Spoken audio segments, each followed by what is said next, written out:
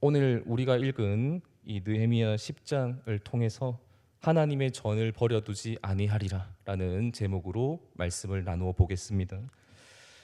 오늘 우리가 읽은 말씀에는 인봉한 자들의 명단이 앞쪽에 기록되어 있습니다. 하나님께 택함 받은 이스라엘 민족이었지만 하나님께 범죄하고 그 말씀을 저버림을 인해서 결국 예루살렘 성전이 무너지고 나라가 멸망하는 그런 위기를 당하게 되었는데, 그런 상황 속에서 몇몇 사람들, 느헤미야를 위시한 몇몇 사람들이 정신을 차리고 다시 하나님께로 돌아가겠노라, 다시 말씀으로 돌아가겠다라는 그런 결단을 담아서 서명을 한 것입니다. 그들이 지키겠다고 결단하고 맹세한 내용을 우리가 오늘 함께 살펴보면서 은혜를 나누기를 원합니다. 그 결단은 크게 네 가지 정도로 구분할 수 있는데요. 첫 번째로 자녀들을 이방 민족과 결혼시키지 않겠다라는 결단이었습니다. 이것은 하나님께서 분명히 율법으로 지정을 하셨지만 이스라엘 백성들이 생각보다 잘 지켜내지를 못했습니다. 그냥 자기 마음에 드는 사람이 있으면 결혼을 하고 이방인들과도 서슴없이 그렇게 지냈던 모습들이 있었고, 그러다 보니까 자연스럽게 이방인들이 섬기는 우상신을 접하게 되고 하나님을 저버리고 우상을 섬기는 계기가 되어집니다. 이제 서명한 자들은 내 자녀를 이방인들에게 절대로 내어주지 않겠다라고 작정함을 통해서 더 이상 우상 숭배에 빠지지 않고 하나님만을 믿고 섬기겠노라, 그렇게 결단을 하고 있습니다. 그리고 두 번째로 안식일과 안식년을 거룩하게 구별해서 지키겠다라는 내용이 나오고 있습니다. 물론 이스라엘 백성들은 하나님을 저버린 일명 암흑기 시대에도 형식상으로는 나름대로 안식일을 지켜나가고 있었습니다. 성전에 나와서 제사와 예배를 드렸다는 거죠. 하지만 말라기 1장 10절에 보면 하나님께서 저 성전 문을 닫을 자가 있으면 좋겠다 라는 그런 충격적인 말씀을 하시게 됩니다. 안식일이 되었을 때 하나님께서 정해두신 율법에 따라서 성전에 나와서 제물을 바치고 예배를 드리기는 했지만 하나님께서 정말로 원하시는 제사가 아니었기 때문에 하나님께서 그것을 가증히 여기셨습니다. 하나님은 우리의 형식적인 예배보다는 영과 진리로 드리는 예배를 원하십니다. 단순히 노력을 다해 최선을 다해 정성을 다해 드리는 예배가 아니라 예수 그리스도를 통하여서 드리는 예배가 영과 진리의 예배죠. 영이라는 것은 당연히 악한 영은 아닐 거고 예수님께서 우리에게 주신 성령을 의미할 것입니다. 그리고 진리라는 것도 오직 예수 그리스도만이 진리 되신 분 아니겠습니까? 그래서 영과 진리의 예배란 예수님을 통과하여 드리는 예배밖에는 없습니다. 예수님을 통하지 않은 예배는 하나님이 기뻐 받으실 수 없는 거죠. 예수님이 이 땅에 오시기 전 구약 시대 때는 예수님이 아직 안 오셨기 때문에 예수님을 통한 예배를 드릴 수는 없었지만 흠 없는 그 어린 양의 제물이 예수님을 상징했기 때문에 그 제물을 제사로 드렸습니다. 그렇기 때문에 예수님을 상징하는 흠 없는 제물을 드리는 것이 너무너무 중요했고요. 하지만 이 백성들이 하나님을 향한 마음이 식어지기 시작하면서 좋은 것을 하나님께 내어드리지 않고 자기들이 취합니다. 그리고 병든 거, 별로 볼품 없는 그런 제물들을 하나님께 드리면서 예배에 문제가 생기게 된 것입니다. 흠이 있는 제물은 당연히 예수님을 상징할 수 없고요. 예수님을 통하여 드리는 예배가 될 수 없기 때문에 하나님은 그것을 기뻐하지 않으셨습니다. 지금 시대에도 우리가 직접 짐승을 잡아다 예배하지 않고 우리가 이렇게 몸만 나와서 예배를 드릴 수 있는 것은 예수님께서 친히 희생 제물이 되셨기 때문에 가능한 일이에요. 그래서 지금 시대 영과 진리의 예배, 하나님께서 정말로 기뻐하시는 예배, 하나님 받으시는 예배를 드린다는 것은 예수님을 통해서 드리는 예배입니다. 타 종교도요, 자기가 섬기는 신을 예배합니다. 한편으로는 우리보다 훨씬 더 정성을 다해서 정말로 있는 힘을 다해서 예배를 드리기도 하지만 예수님을 통하여 드리는 예배가 아니기 때문에 그 예배는 하나님께 연락되지 않습니다. 오늘 회개하고 하나님의 말씀을 따르겠노라 서명한 자들은 안식일을 거룩히 지키겠다라는 그 결단을 통해서 진정한 예배의 회복을 서명하고 있는 겁니다. 그리고 세 번째입니다. 성전과 제사를 위한 일에 헌금과 헌물을 드리겠다라는 그런 결단을 하고 있어요. 무너진 성전이 재건되고 예배가 회복되었다면 성전을 계속해서 세워나가고 헌신해 나가는 일이 참 중요해집니다. 성전을 회복했지만 그 은혜가 지속되지 못하면 언젠간 또 식어질 것이고 무너질 것이 분명하기 때문에 성전을 사모하고 계속해서 헌신해 나가는 것은 참 중요한 일이죠. 그래서 그들은 성전과 제사, 곧 예배를 위한 일에 헌금과 헌물을 드리면서 하나님의 성전이 건강하게 유지될 수 있도록 헌신을 결단했습니다. 그리고 네 번째입니다. 첫 열매, 첫 소산을 하나님께 구별하여 드렸고 11조를 드렸어요. 첫 번째 것, 그리고 이 11조를 하나님께 드린다라는 것은 사실 나의 전부를 드리겠습니다라는 그런 고백이 담겨 있습니다. 원래는 모든 게 다 하나님의 것이기 때문에 내 전부를 하나님께 드려야 마땅하지만 우리 인간에게는 부족함이 참 많거든요. 그렇기 때문에 문자 그대로 모든 걸 다 내어드리기는 참 어렵습니다. 물론 하나님이 달라고 요구하시면 내 생명조차도 드려야겠지만 그렇게 특수한 경우가 아니면 하나님이 그렇게 하지 않으시고요. 오히려 우리에게 더 많은 것을 풍성하게 주시는 좋으신 분입니다.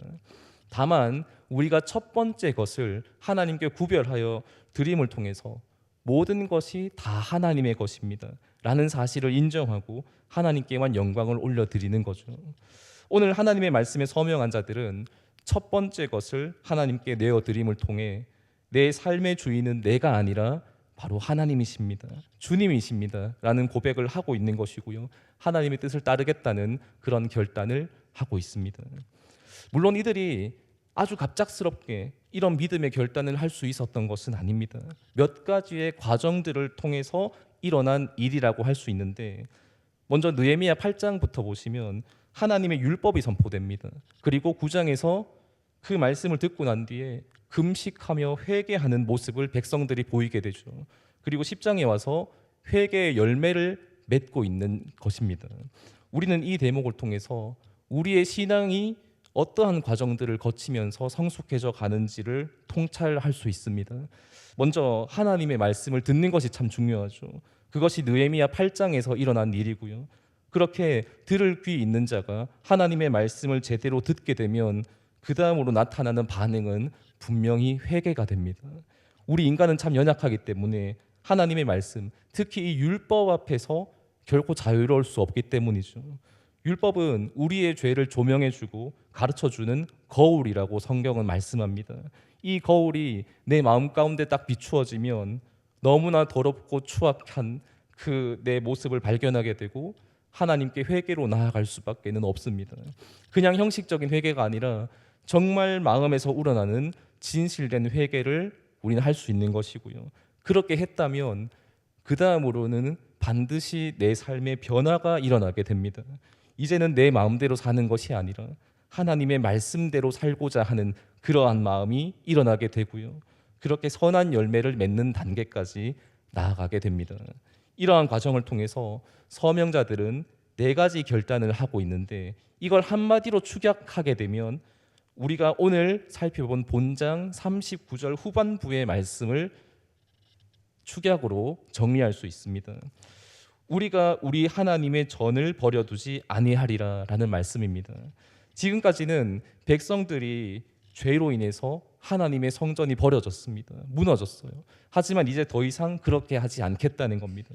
물론 이것은 눈에 보이는 예루살렘 성전의 회복, 그 성전의 재건을 의미하기도 하겠지만 앞서 살펴보았던 이 네 가지의 결단을 통해서 이제 하나님을 저버린 삶을 살지 않고 주님만을 믿고 신뢰하는 자세, 이제 내 마음대로 살지 않고 하나님을 내 주님으로 모시고 살겠다라는 그런 믿음의 결단도 포함되어 있는 문구입니다. 사실 우리 인간은 절대 완전하지 않습니다. 적어도 한 번 이상은 죄악 가운데 무너지고 말았습니다. 하나님을 저버리고 성전을 파괴시킨 저 이스라엘 백성들을 손가락질할 자격이 사실 없습니다. 우리도 그들과 마찬가지로 죄인이고 우리도 하나님의 성전을 무너뜨린 그러한 전적이 있기 때문입니다.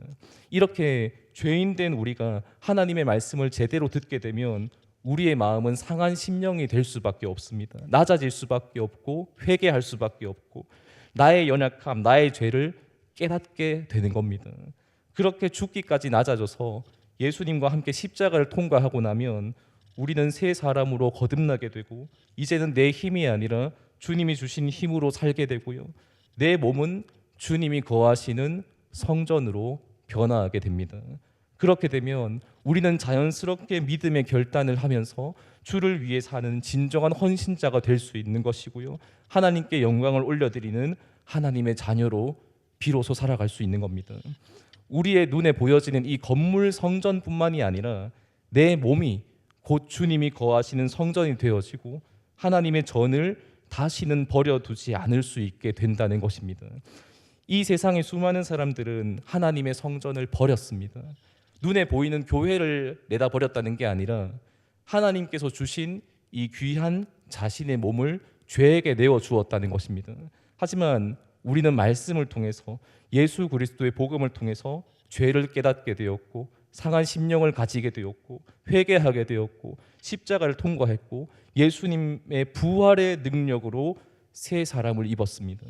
이제 우리는 우상 숭배가 아닌 하나님만을 섬길 수 있게 되었고 진정한 예배의 회복을 경험하면서 주님을 위해 진정으로 일하고 헌신하는 헌신자가 되었고요. 내 삶은 오직 주님의 것임을 인정하며 예수님을 진실로 믿고 따르는 그런 제자로서의 삶을 살 수 있게 되었습니다. 이제 나의 영적 회복을 통해서 버려졌던 하나님의 전이 다시 세워졌다라고 할 수 있습니다. 그리고 이 모든 것은 내가 잘나서 된 것이 아닌 것을 우리는 꼭 기억해야 됩니다. 하나님의 전적인 은혜로 가능한 것이고요. 예수님께서 우리를 위해 십자가에 죽으시고 다시 살아나셨기에 가능한 것이고 그 크신 주님께서 나에게 먼저 다가와 주시고 손 내밀어 주셨기 때문에 가능한 일입니다. 그렇기에 우리는 가장 먼저 하나님께 감사드리며 겸손히 살아갈 수 있기를 원합니다. 그리고 난 뒤에 오늘 믿음의 결단을 하고 있는 이 서명자들의 행보를 본받고 그렇게 아름다운 열매를 맺어 나갈 수 있는 우리의 모습들이 되어졌으면 좋겠습니다. 이제 하나님의 성전을 결코 버려두지 않으며 내 마음속에 날마다 주님을 모시고 저 천국까지 힘차게 나아갈 수 있는 저와 우리 모든 성도님들 다 되시기를 예수님의 이름으로 축원합니다. 아멘. 기도하겠습니다. 하나님 아버지 감사합니다. 오늘 하루가 주어진 것은 내가 잘난 것이 아니라 전적인 하나님의 은혜입니다. 혹여나 하나님이 주신 이 성전을 저버리고 살았던 그 죄악이 있다면 용서하여 주시고 이제 하나님의 말씀 앞에 진실로 회개하며 예수님만 바라보면서 그렇게 살아갈 수 있기를 원합니다. 내 몸은 내 것이 아니라 이제 하나님을 모시고 살아가는 성전임을 기억하면서 하나님의 전을 버려두지 않는 삶을 살게 하여 주시옵소서. 십자가 고난을 다 참아내시고 우리를 천국으로 인도해 내신 그 은혜와 사랑 앞에 오늘도 감격하면서 살아갈 수 있기를 원합니다. 우리의 마음을 지켜주시고 날마다 예수님과 동행하며 승리하는 삶을 살게 하여 주시옵소서. 감사드리며 예수님의 이름으로 기도드립니다. 아멘.